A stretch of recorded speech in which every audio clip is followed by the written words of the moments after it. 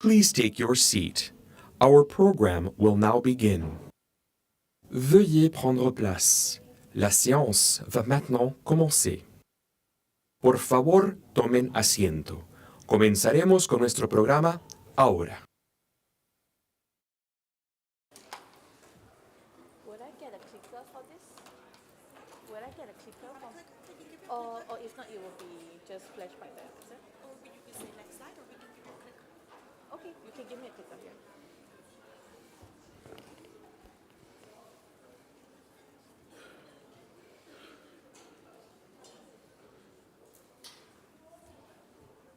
Well, first, thank you all for staying with us during the lunchtime and sacrifice your lunch and to join the side event. I have a short message from the Secretariat for our remote participants that although you can see a interpretation button on the Zoom, actually there is no interpretation during the side event. Thank you very much for your understanding. But if not, it's fine. I can just say next slide. It's better? Okay. All right, thank you. So it's just okay. All right. Yeah. Good afternoon, distinguished delegates, ladies and gentlemen. Thank you for joining us for this side event on the food safety consideration for the manufacturing of cell-based food co-organized with China. I'm Adeline from the Singapore Food Agency. So over the next 15 minutes, I'll provide an overview of what cell-based food are, how they are being produced, and the food safety considerations that have emerged as this sector developed globally. And then we will hear from our expert panel on these challenges. Yeah, so to begin, what is cell-based food? So cell-based food refers to food produced through the culturing cells isolated from animals, and this would include your poultry, bovine, porcine, fish, and crustacean sources. And you may also hear terms like cultivated meat, cell-cultured meat, or lab-grown meat that is being used interchangeably. So unlike the traditional meat production where we raise animals, entire animals to maturity, cell-based food production isolates animal cells from a small piece of tissue and culture them in bioreactors. So these cells grow in a cell culture media, which is a complex mixture of salt, sugar, vitamins, amino acids, and other necessary nutrients that's required for cell growth. So then the harvested cells are then processed into food products. So this represents one of the innovations under the new food sources and production system umbrella that Codex has been discussing. So let me just provide you with some brief context on how this topic has evolved at Codex. So in 2021, FAO and WHO first presented on these new food sources and production systems at CAC 44, sparking discussion on how Codex should address these emerging innovations. So after consultations with members countries, CAC concluded that the current Codex mechanism are sufficient and encourage members to submit new work proposal on specific topics where guidance is needed. So since then, there has been a growing recognition on the importance of Codex working in a flexible and timely manner to address these NFPS. In short, we have seen increased engagement through side events and technical discussions, and most recently at CCFA, Singapore and China submitted a discussion paper on the development of guidelines for assessment of cell culture media and also co-organized a side event as well. So the committee noted that the need to consider the guidelines on cell-based food and agreed to form an electronic working group to further develop the project document. So the cell-based food sector is no longer theoretical. It's becoming a commercial reality. There are now over 195 companies working in this space globally, and hence we think that this discussion is timely. From a regulatory perspective, we are seeing progress. There are companies that receive approvals from various countries, including US, Israel, Singapore, and also Australia. And also several other jurisdictions are also actively reviewing their safety assessment. And this includes the European Union, Republic of Korea, Switzerland, and the United Kingdom, just to mention a few. Perhaps most significantly, manufacturing facilities are also being established or they are in the planning stage in these following countries. So this widespread development across multiple regions would mean that regulators worldwide are also grappling with the similar questions about how to ensure safety of these products. So here is is the production of the cell-based food that is adapted from the FAO paper 2023. So it's actually very important to understand that cell-based food production isn't a single standardized process. There are significantly variations across the production chain, which create challenges for regulators. So as illustrated in this diagram, each variation can present its own food safety considerations that regulators need to understand and address. So this complexity raises questions about how to develop safety frameworks that are both comprehensive and flexible enough to accommodate innovations. So for example, if you were to focus on the cell sourcing, companies may be using different cell cultures or different cell types, and also sourcing methods. And on the second stage, in terms of cell preparations and storage, it can also involve various cell banking approaches and also employing different bioreactor systems and techniques. And also, for example, if down the line in terms of the cell production, producers may also incorporate scaffolds to provide these three-dimensional structures, or they can use different variations like using particular pluripotent stem cells, or even 3D printing to add to the entire process. So here, let me just walk you through a typical production process in details using an example that we have seen so far. So for my case, I will try to classify these into three main stages for you for the ease of understanding. So under stage one, which is the one in orange, is actually cell banking. Cells are isolated from healthy verified animals and used to create master cell banks and working cell banks. So these are cryopreserved for a long-term storage at ultra-low temperature. So where we are looking at like, it will be like less than -80 or below. So the cell banking process follows protocols similar to those that's used in pharmaceutical manufacturing to ensure consistency, traceability, and safety. For the second stage, which is the one in dark blue, which is the cell media, that is usually rich enough for the cells to grow, and they are expanded through multiple passages, scaling from a small laboratory flask to an industrial bioreactor that can hold thousands of liters. So throughout this expansion phase, operators continuously monitor parameters such as your cell density, viability, pH levels, dissolved oxygen, and also conduct regular contamination checks. And for the last stage, which is the one in light blue, on harvest and processing. So once sufficient cell mass is achieved, cells are separated from the culture media, typically through centrifugation. And then they are mixed with food-grade ingredients for texture or flavor, and then processed in a controlled environment. And then finally, the product is packaged and stored under appropriate conditions. So throughout this entire process, the challenge is maintaining sterility.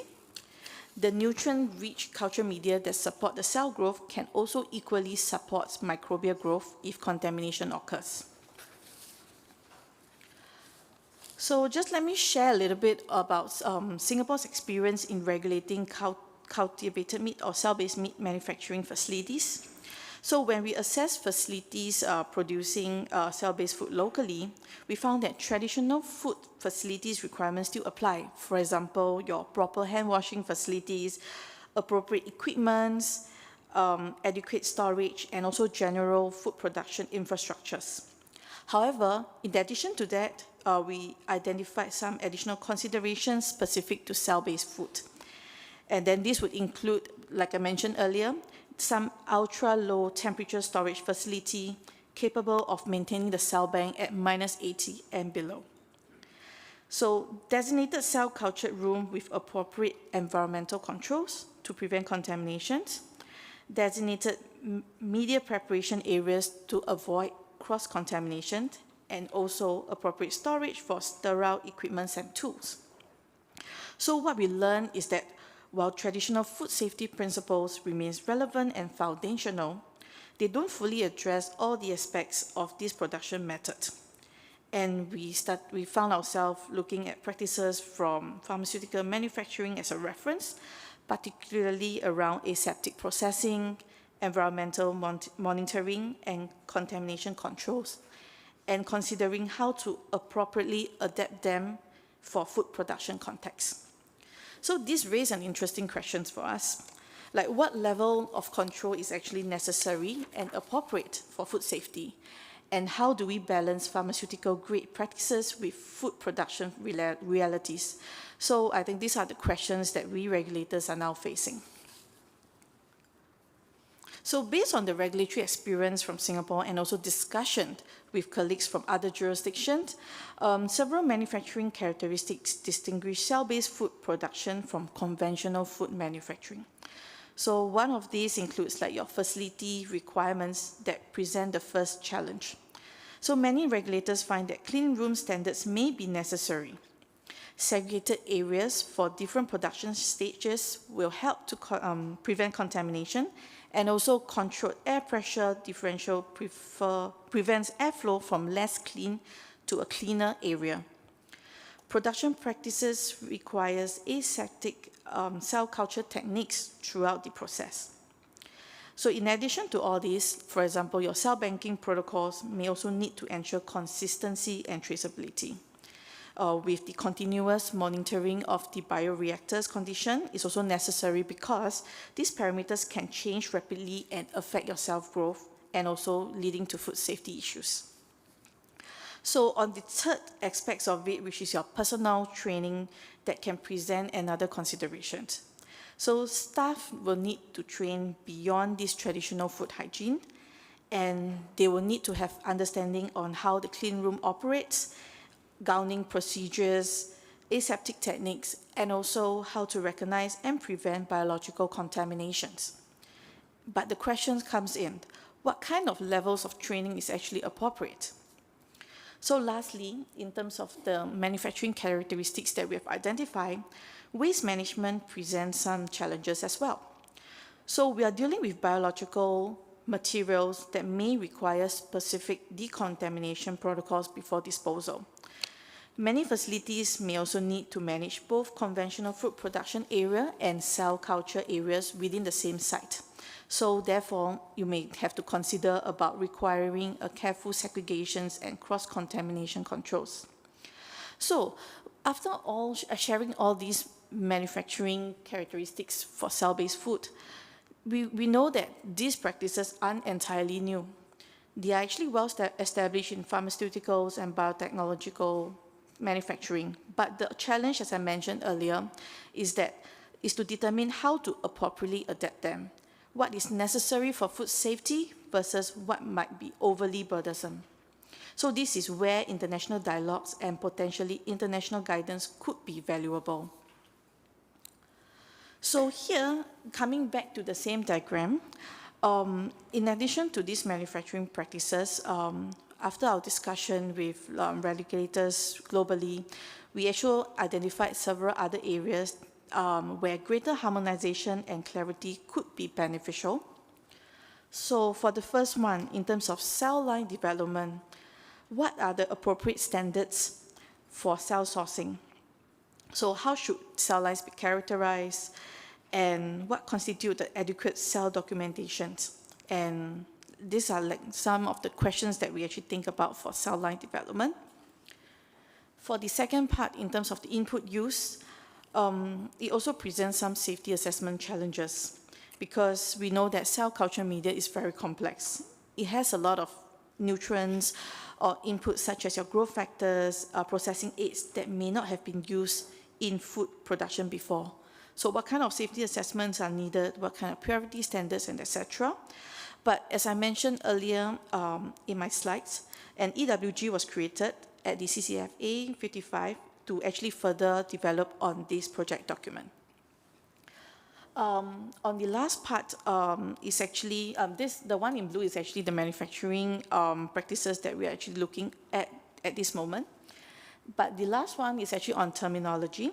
So we understand that terminology is fundamentals because different countries, different companies, or even scientific publications are using different terms. As you see in the first slide, where there are people who use cultivated meat, cultured meat, etc. This creates confusion in regulatory discussion, scientific literature, and international trade. But what should we actually call them? So, of course, at the moment, we are addressing food safety of this cell-based food. So a working definition is used at the moment to just be consistent with the FAO and WHO definition. So with this, I've provided an overview of the cell-based food, how they are being produced, and some of these food safety considerations that have emerged. So, but these are the complex issues that benefits from multiple perspectives and expertise. So today we have assembled a distinguished panel that will bring together international organizations, scientific expertise, industry perspective, and also some regulatory experience from the different regions. And today, let me have the privilege to introduce the panel. So we have Dr. Jeffrey Lejeune from FAO, and Dr. Juliana de Oliveira Mota from WHO, Professor Li Chunbao from Nanjing University of China. So they will be the one that's offering some scientific and technical expertise. So Ms. Mackenzie Battle from the Good Food Institute USA will be representing the industry perspective. And on the regulatory side, we have Dr. Jinten from Singapore Food Agency. So our panel will be moderated by Ms. Claire Houting from China. So now, Claire, I'll hand it over to you to moderate our panel discussion. Thank you. Thank you very much, Adeline, for your very comprehensive introduction of the cell-based food production. And let's begin our panel discussion. And as Adeline just introduced all our panelists, I will just skip this part.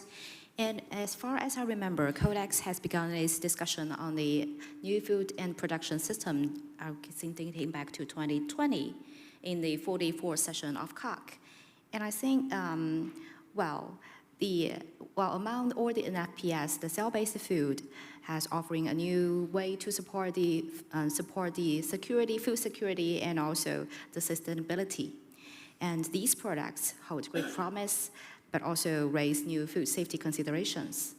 As Codex is launching its new turn of Codex strategic plan from 2026 to 2031, to deal with this emerging issue by providing guidance in this area, it is important that science, that regulators, and industry move together. That's why we have this panel discussion. And then, I will have my first question to Professor Chunbao Li.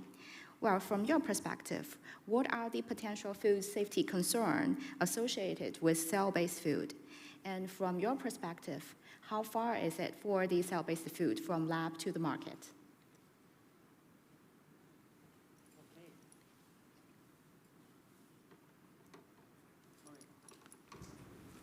Thank you, Chair, for your questions. Good afternoon, everybody. I come from Nanjing Agricultural University. Before answer your question, I would like to tell you that we just established new pilot lines with 2,000 liters last week. So it's a very good news in China. In terms of potential food safety concerns, I think the primary food safety risk in cultured meat production system might be chemical and physical contaminations. For microbial contamination, maybe it is the most common risk factor, including bacteria, fungus, mycoplasma, or viruses. Such contaminants may cause production failures, and if not well controlled, pose directly direct food safety hazards. Chemical contaminations is usually derived from disinfectant, detergent ratios, and volatile component entering through filtration systems. For physical contamination, it's mainly derived from workers and tools, including hair and microplastic particles. To mitigate these risks, producers should operate the production in very clean environmental, comparable to pharmaceutical standards. Examples ISO class 4 for core areas, and implement rigorous safety plans. Industry standards mandate protocols like HACCP, GMP, and GCCP systems to identify and control hazards. Regulatory assessment, as seen in Singapore and the US, result oriented, ensuring the final products are safe rather than prescribing every detailed production step. In terms path to wider commercialization, the industry is transiting rapidly from research and development to early marketing entry. Since 2020, regulatory approvals has accelerated significantly. To date, 10 companies across 5 countries, example, Singapore, the US, Israel, Australia, and the UK have gained market clearance, with the US leading by approving 5 companies. Notably, 6 new products were approved in 2025 alone, indicating strong regulatory momentum. At the moment, products are available primarily in limited values. For example, just the restaurants. The main barriers to mass market commercialization remain achieving cost parity with conventional meat and scaling up production capacity efficiently. Given the current pace of regulatory expansion and the technological advancement, the industry is projected to move toward wider commercialization within the next 3 to 5 years as production costs decrease. In my personal viewpoint, it's time for us to have common regulatory guidelines to meet the demands for the rapid growth of cultured meat industry, which is a new stretch for sustainable food supply. Thank you. That's all. Thank you, Professor Li.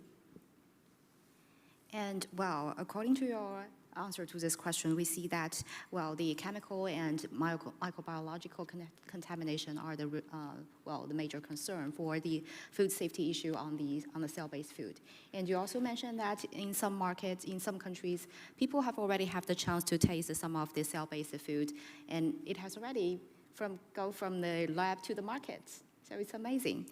And this brings another question to maybe to our food safety regulators, because these foods, these cell-based foods are already there in the market, and before they go to the market, they also have some post-market authorizations. And well, my next question is to Dr. Chen, and what guidance, from your perspective, what guidance would be useful from Codex to manage the food safety risks from the production of cell-based food, and what element will be most critical to include?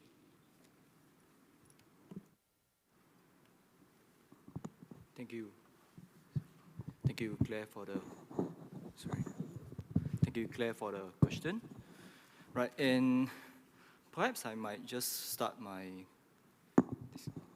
speech as to first acknowledge that many delegates in this room, probably this is the first time that you're seeing cell-based food production. But as you know, if you have heard Prof. Lee, right, so the reality is that cell-based foods are already on the market. Whether we like it or not, you know, it's like insects, it's here in the market. So it's not exactly as novel as we think. Right, at this point, I also like to point out the excellent work, the significant work done by FAO and WHO, who over the years have actually published several reports providing significant scientific advice on cell-based foods, right, specifically in identifying hazards related to the production of cell-based foods. And with that, Codex actually needs to take a forward-looking approach in proactively addressing these hazards. So over the years, Singapore has also been organizing roundtables for novel foods, and we have also been actively engaged in discussions such at other platforms such as the Science and Food Safety Dialogue, you know, initiated by Australia and South Korea and several other countries as well, and also the Asia Pacific Food Regulatory Authority Summit hosted by South Korea, the Advisory Network of International Regulators organized by the United Kingdom, and also it's a permanent team in world-renowned conferences such as the IFP and CFSQ. So focusing on the microbiological hazards, you know, through these discussions, we observe that we don't necessarily need to reinvent the wheel, right? Existing Codex hygiene principles actually apply as well. It's very relevant. So the most important question is how to actually apply it in an unfamiliar environment, production environment. So this forward-looking approach will allow us to anticipate safety issues before they arise, as highlighted by the reports from the FAO and WHO, so ensuring that we are prepared as the industry grows. That being said, I mean, there are actually a few specific areas that I want to highlight. I mean, it's not exhaustive. There are several areas that is already highlighted by my colleague Adeline Yong in her presentation, but I'll just mention a few. Right, so the first area that I wanted to emphasize is in the cleanliness zoning and environmental controls. So today in companies, we are actually seeing a wide spectrum, a diverse spectrum of approaches. So on one end of the spectrum, we are looking at facilities that operate, you know, in ISO 8 clean room environments with controlled particulates, positive pressure, defined clean zones. On the other end of the spectrum, there are also facilities that operate in the much less stringent food processing type environments. And there's currently no international reference for what type of environmental controls are appropriate for cell-based food production. Right? So Codex does not actually need to mandate such pharmaceutical standards, and it may not be appropriate and may not reflect the diversity of production models associated with this very broad category of foods. But Codex can actually help regulators understand how to apply hygiene zoning concepts across this range of foods, how to manage airflow directionality to avoid cross-contamination, what types of environmental monitoring are appropriate, and how to maintain hygiene product flows through controlled spaces. This will actually give regulators clarity without forcing every facility into a pharmaceutical standard. And I also wanted to mention here also that these are not new concepts. We have seen similar applications in the code of hygienic practice for powdered infant formula, as you know, delegates are very familiar with. The second area that I wanted to probably bring it up again is in aseptic handling and transfers. There are several processing steps, such as bioreactor inoculation, media preparation, sampling and harvesting, and these actually require protection from cross-contamination. Again, also we are not talking about new hazards, it's just a new context in which established hygienic principles can be applied. And Codex guidance can help regulators understand what proportionate controls look like during these steps without prescribing any technologies. And the third area, which is in the area of materials and inputs for cell-based foods that differ from traditional foods. I will not elaborate this in detail because this has been covered in much detail in parallel. Another side event is in the CCFA, right? But I'll just mention that there are actually media components, supplements, and scaffolding materials that are being used in the production of cell-based foods that is very different from traditional foods. And Codex can actually provide practical, high-level guidance on what to look for when assessing these materials. And this will actually help regulators evaluate new food products as they enter the market without creating rigid and prescriptive rules. All right, so I've actually mentioned quite a bit, but just in summary, the key message that I wanted to bring across, it's really what regulators need most right now is clarity on how established Codex hygiene principles apply in the production system that uses different equipment, materials from conventional foods. And this will actually ensure an appropriate level of consumer health protection without being too prescriptive. Thank you very much. Thank you, Dr. Chen. I think, thank you very much for your answer. I think you mentioned that, for example, the environment control and also the cross-contamination, these are not new ideas to the kind of hygienic practice. But in the new context of cell-based food production, I think that is why we need the guidance from the Codex to how to apply to those guidance on the guidance on the practice, hygienic practice to those new contexts. And also thank you very much for mentioning so many kind of dialogues and activities held in the member countries to discuss this issue. And my third question will be for Dr. Battle, and from the perspective of industry, how would Codex guidance benefit industry's commercialization and address uncertainties in these emerging sectors, the cell-based food?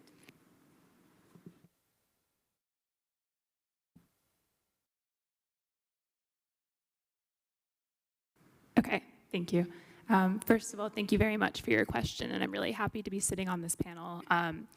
For anyone who's not aware of the Good Food Institute, we are a global nonprofit focused on catalyzing the growth of the cell-based, plant-based, and fermentation-enabled food industries to contribute to food security, just for context. And to answer your question about how Codex guidance can benefit industry commercialization, I think there's 4 main points I'd like to make. First, Codex guidance can provide a really valuable point of entry for both regulators and the industry. So for regulators approaching cell-based foods for the first time, Codex guidance can be their first point of reference. And for industry to have the same point of entry and the same perspective will help increase the efficiency of the regulatory process and help in a way that benefits both regulators and companies. Second, Codex guidelines and standards can be a path towards international harmonization on cell-based foods, which will eventually facilitate the smooth trade of these products. And that's critically important for the capability of the industry to eventually expand beyond their respective domestic regions. Third, Codex guidance can benefit the industry by remaining risk-based, grounded in the best available science, and critically flexible, especially at this point in time. It's essential for international guidance on cell-based foods to leave room for the industry to continue innovating. Since it's such a new industry, although products are already at market, companies are constantly refining their production processes and their final product, and regulators have to refine their regulatory methods in response to that innovation. So to avoid unnecessarily impeding innovation and to avoid impeding progress already made by regulators and companies on this, flexibility in these standards is critical. Finally, and as others on this panel have also alluded to, Codex should identify what existing guidances can be applied to cell-based foods and where the gaps do exist. And I think Singapore did a good job of pointing that out earlier. While cell-based foods do utilize novel inputs and in some cases novel production methods, several of the processes used to ensure the safety of these inputs and the safety of the final product are similar or identical to existing safety processes used to ensure the safety of other types of food products that have been on the market for a long, long time. And so acknowledging that overlap helps to avoid otherizing cell-based foods in any unnecessary way, and also ensures that Codex isn't unnecessarily duplicating work and focusing most on the critical gaps. And new work proposals, such as the one brought by Singapore to this committee that are flexible and risk-based, are the best way to move forward. Thank you. Thank you, Dr. Battle. I think the 4 point is pretty clear that when the guidance can be a point of reference and enhance the harmonization and will remain some flexibility for you to apply. And also also I echo what Dr. Chan has just said to apply the guidance in the new context. Yeah, and well, then I turn to the other side of my table and for the FAO and WHO. And I know that FAO and WHO has done, and also Codex has done a lot of work on the cell-based food. And you have been, well, very actively engaged in the, with some member countries on the cell-based food, when they are doing their own regulations and doing their own research. Now, looking ahead, what strategies can be employed to reach the member countries that have not yet addressed this issue? We know that some countries already have some kind of basis of research and some studies on that, but some countries are not. And how can we build capacity among member countries to tackle these unique food safety challenges of cell-based food production? I think lady go first. So, Dr. Mora.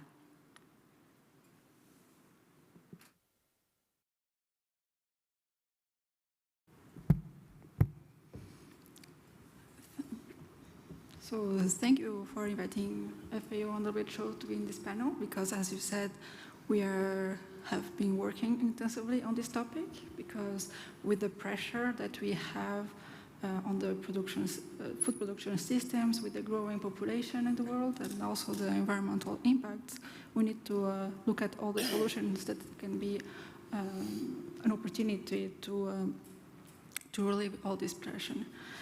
So, as you said, FAO, WHO, they started to work on this, and we had in 2022 the first meeting to look at the food safety aspects of this cell-based food.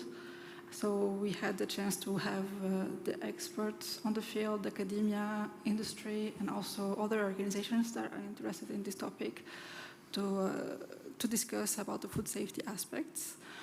So we can find all the conclusions of this meeting in a report, the food safety aspects of cell-based food report, where experts come out with hazard identification and also analysis on how to control the potential hazards that are in this type of food.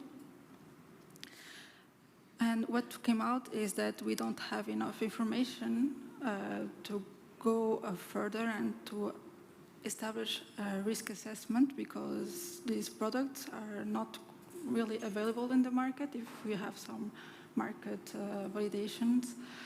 And so to build capacity to engage with the countries, what we need is this international cooperation. We need the sharing of information, available information, in terms of production systems, but also on how countries that are already facing this challenge on how to regulate this kind of food, to change the information on how they deal with this, what are the main challenges, and how they deal with this.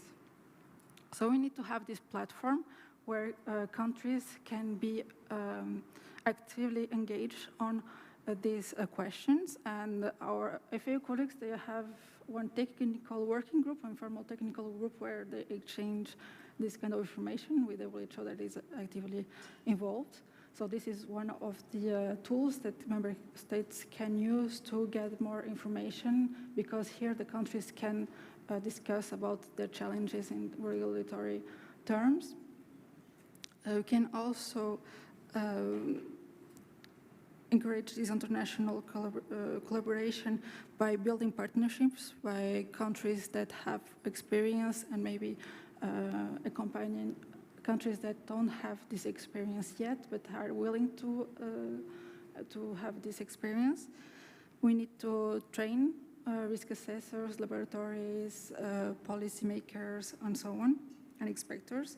And most importantly, we need to have a clear communication and a transparent communication in order to build trust among all the stakeholders and also among the consumer, because at the end, it's up to the consumer that relies the acceptability or not of this product.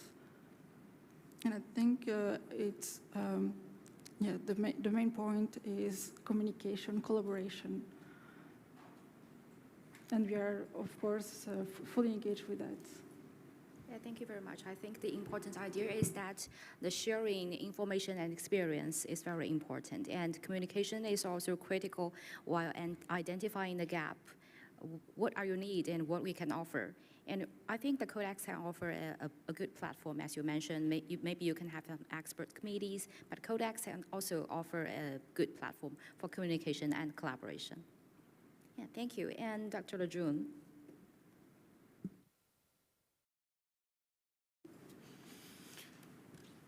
So one of the pitfalls of being the last to speak is everybody said most of the points. I commend you for being here and learning about this new food. In a sense, the train metaphorically has spoken on cell-based food. It's not we're going to stop it. It is moving forward. So we need to address it, the safety issues, if they are there. Is that impossible? No. I mean, we have a framework. The risk analysis framework gives us the tools on how to address the threats. We can use risk assessment to identify the hazards. We talked about some of these hazards already. They're not new hazards. We talk about microbiological hazards. We talk about potential chemical hazards, or maybe there's some radiological hazards ends up there somewhere. I don't know. Physical hazards, maybe there's something ends up in the reactor that ends up in your, yeah, so we know how to deal with that, and then we can go ahead and characterize those hazards. The exposure assessment is a little bit more challenging because we don't have the data, right? And that's where it requires the collaboration and coordination with the manufacturers, regulatory authorities, academia, to kind of put those pieces together, and then you can come up with what the risk characterization is. Now, I was sitting here listening to this story, and it's funny how our lives take these trajectories that you never know where you're going to end up. And working at FAO, my colleague, Masami Takuchi, is usually the lead on the cell-based food, but we all have some input on what's going on. And I was thinking back 40 years ago when I was working in a virology lab and culturing cells, because we were trying to amplify and isolate viruses. So what you do is you either try to immortalize cells, or you get immortalized cell lines, you amplify them and grow them. And I'm thinking, sitting here, I'm like, 40 years ago, as a starving graduate student, why didn't I think about eating these? You know, every student wants, you know, cheap food. But anyways, I know what it takes on a small scale, you know, how to grow cells, and this issue of microbial contamination. Yeah, I had my share. You know, you come in the next morning and you expect to see this nice lawn of beautiful cells, and all you get is like a broth culture of bacteria that stinks, right? You know your cells are gone, your whole batch is gone. So there is some truth in this self-selection for microbial contamination in cell lines. You can't rely on that, though. I mean, we have self-selection in animal production. You get a highly virulent strain of salmonella that goes through a dairy farm, and it can kill calves, right? Then that's the end of your production, right? So we have to use a systematic approach for risk assessment, okay? Now, the second component of this risk analysis is, and this is why you're here, is the risk management aspect, okay? We will provide, to the extent possible, in collaboration with others in academia, industry, the data that we think that these are the risk factors and these are the higher risk factors and these are the control measures. And then you, as a group, and you've already done this, believe it or not, your general principles of food hygiene go a long, long way to prevent contamination of food as you go through the production system. And there might be other little tidbits of information here or there from other things, because these are not new hazards, right? We know that you just need to keep food clean, right? So you think about that. So you can't go away yet. 2 reasons. One, we have another side event on Wednesday that addresses the 3rd principle of the risk analysis paradigm. And this is what we talked about right here. Risk communication. Now, in my opinion, what I see the biggest challenge right now is not the risk itself, but is the perception of the risk is almost higher than the risk. And when it relates to the amplification of risk because of unknown factors. Well, it's new, we don't know. And then people get scared of it, right? So we need to make sure we include that 3rd factor of an effective risk communication in the process moving forward. Communication between the risk assessors and the risk managers. We're answering the right questions that you have. Communication between us in this room and those that are outside the room, right, wondering what we're scheming up and trying to poison them with, right? But it is a need to have this open and transparent and documented risk communication. I mean, I think back, and I'm almost done here, the idea of irradiation of ground beef to make it safer, right? I think we could get an agreement in this room that that really makes ground beef safer. But consumers are concerned that if they ate it, you know, at best, they would turn into Spider-Man, or at worst, they would end up glowing, right, and be radioactive themselves, right? So, and I don't know that we ever got over that. And I don't know what the challenge there was, but we need to also learn from our past experiences, GMOs, cloned meat, or cloned animals, I guess would probably be a better word, and see where we can maybe improve our communication to move this forward, along with the management practices that are going to protect the consumer and make trade fair, and also have a decent data to base those assessments on as we move forward. So there's just a few things to think about.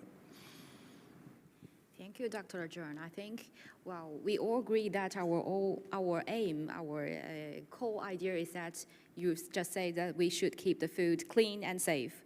And how do we get to that destination is maybe we can, well, use the guidance and to get to that destination. And the other question is about the communication between us. I mean, the risk assessors and risk managers, and you say outside the meeting room, the consumers. How can we communicate and get the kind of harmonized perception of these ideas? And I think that is also very, very important, especially in the area of codex. And with that, I think I will have the last question for our audience, because you have heard the answers from our panelists. I have one question for you. Is do you have any, well, looking forward, do you have any suggestions at the global level and the next step recommendations to help ensure the consistent guidance at global level that protects consumer health and also facilitates the fair international trade in the cell-based food? Any volunteer?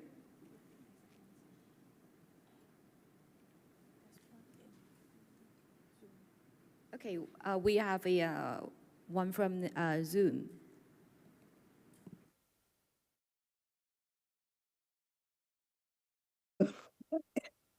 Thank you. Thank you. Can you hear me all right? Yeah, great. this has been a very interesting side event. Thank you very much, and has clarified a lot of things for me. As I was saying earlier, one of the things, because I'm an independent NGO that represents many parents and mothers and consumer organizations, and we don't take any corporate money. So for us, this is really important. The whole thing about having Codex and the trust that's placed in Codex, really taking this seriously about whether these products are safe. And what the last speaker said was very important. I mean, the consumers are very worried, but on multiple grounds, because the push is to make sure that we actually encourage people to have whole foods. We don't, the general idea about food and health is not to go into an ultra-processed or a complicated processed food, which is what these cell-based foods are, but to simplify your diet and use really normal, minimally processed fresh fruits and vegetables and grains and nuts. So you have that problem in that it's going cell-based foods, even though they might capitalize on the environmental things, and they do use that whole thing about being more environmentally friendly, but there is a problem there. And because you actually are going in a different direction to what most of the health advisors are saying, and then when you factor in One Health, you're actually looking in a different way as well. So it's a complicated thing, and I think it's quite natural for the public to be wary of these products. And I would like Codex to be really careful before it gives a green light, because where we're coming from, babies and young children, a lot of the emphasis on the baby foods, some of them do talk about cell-based, and it's really, really problematic. Parents have no idea what this means and are very, very worried about, or very beguiled by it, and will go for it. Either way, it can go either way. But a lot of those products are undermining breastfeeding, which is the lifesaver for so many children. So you've got a real problem on your hands. And I'm just going to raise it. I would love to see any safeguards coming from an independent source. I do not want the regulators involved. They can discuss with industries, but not to take funding from them. And then you might have some more trust from the general public. It's very, very important that this trust is not misplaced. Thank you. Thank you, Anka. And I think our colleagues from FAO have a comment on your intervention. Thank you for that comment. In the risk analysis paradigm, we understand that there needs to be communication, but there also has to be a decent separation between risk managers and risk assessors, so that they're not unduly influence one and the other. And within the context of Codex, I believe we have that here. So what we are sitting, maybe it wasn't intentional, you put us over on this side of the room as the risk assessors, and then we have the risk managers here. So thank you for that comment, but we do consider those things when we're making recommendations and putting the science forward for the risk managers in the room to make the decisions that are based on the science. So, thank you. Thank you. And we have New Zealand. New Zealand, please.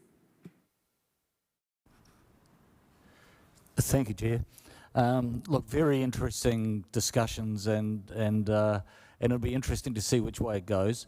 I agree that the direction you're talking about is what we need to do to be able to prove that these products are safe, and to make sure that we can do it safely. And it was interesting listening to Jeff's comments about we can produce report after report after report, large reports about safety, but but what does the actual public trust in the end? And just thinking about it, they perhaps don't read all those large reports. But if we come down to something like putting together a Codex food hygiene guide that captures all that, it is something simple, it is something that is driven by the best science, it's driven by the best regulators, and that breaks it down to its simplest points. But I was actually wondering one thing. You know, when Jeff, you talked about irradiation, and there are still a lot of people out there that don't trust irradiation for whatever reason. It hasn't been shown to be unsafe. We have a Codex document. You know, there's hundreds of documents out there about irradiation being safe, and we have a Codex guide for irradiating foods. We've got many, many documents out there about the safety of cell-based foods already. It seems if we do a Codex guide on cell-based foods, do you think that will be, I'm not going to say sufficient to get the trust of all out there, or will it really help us to get that message across and to assist regulators, industry, consumers to be able to produce and to be able to be assured that cell-based foods are safe?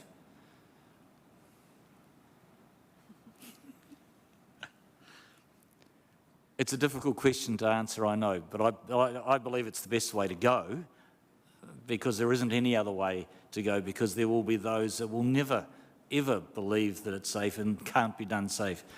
But we need to be able to do that in a harmonised way that we've done for every other food that we've produced, and to take all of that science, put it together and summarise that in some very, very structured, harmonised, agreed procedures. And that's probably the only way that we can do it.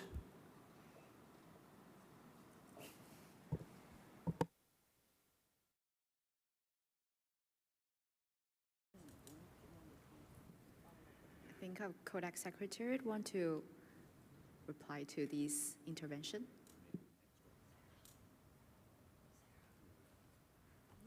Already? I didn't notice.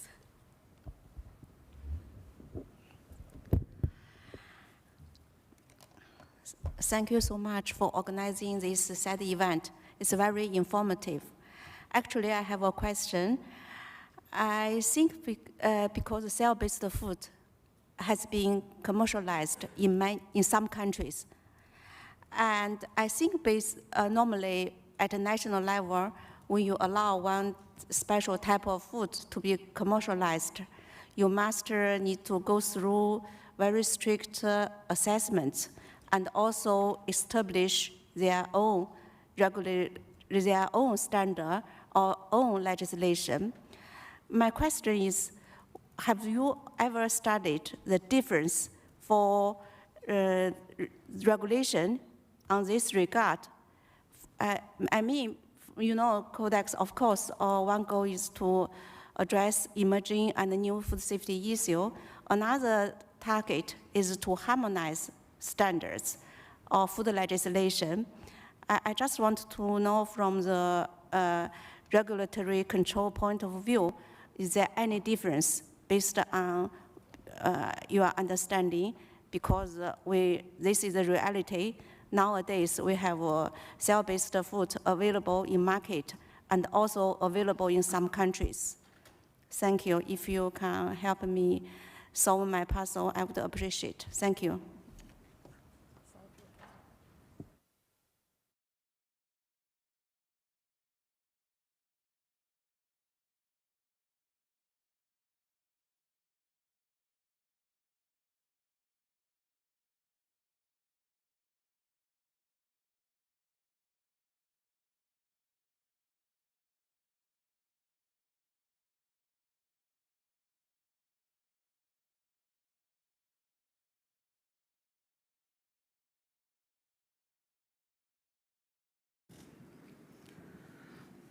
So in terms of regulation, our colleague Masami Takushi within this technical working group, She has listed the countries that already have regulations in place to manage this this type of question.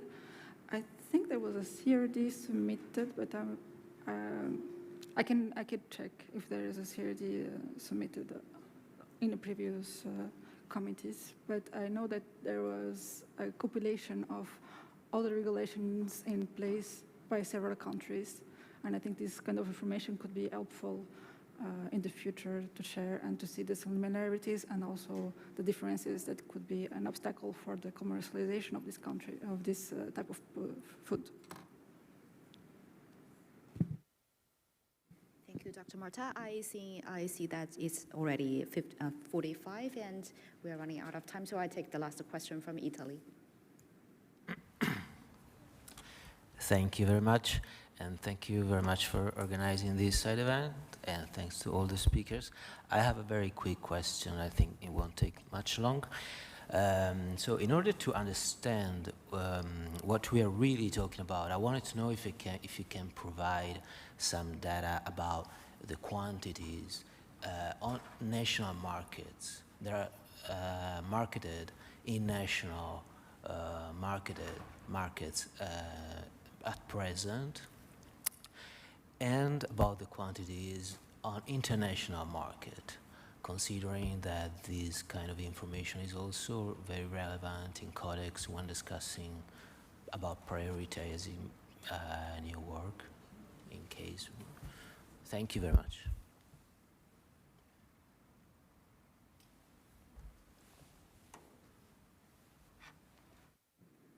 Thank you for this question. I think we can go on this discussion in the P working group on the new work proposals, because you're asking for the information about the market, right? The like the national market or the international market. And I remember we do also have another question from New Zealand about what is the truly safe, whether we can ensure or that people believe what we say safe is really safe. So we bear this question in mind, and with that we, because well we're running out of time, I think it's good time that we finish this, conclude this panel discussion and also conclude the side events. Thank you very much. I think we will go on the dialogue and our collaboration. Thank you.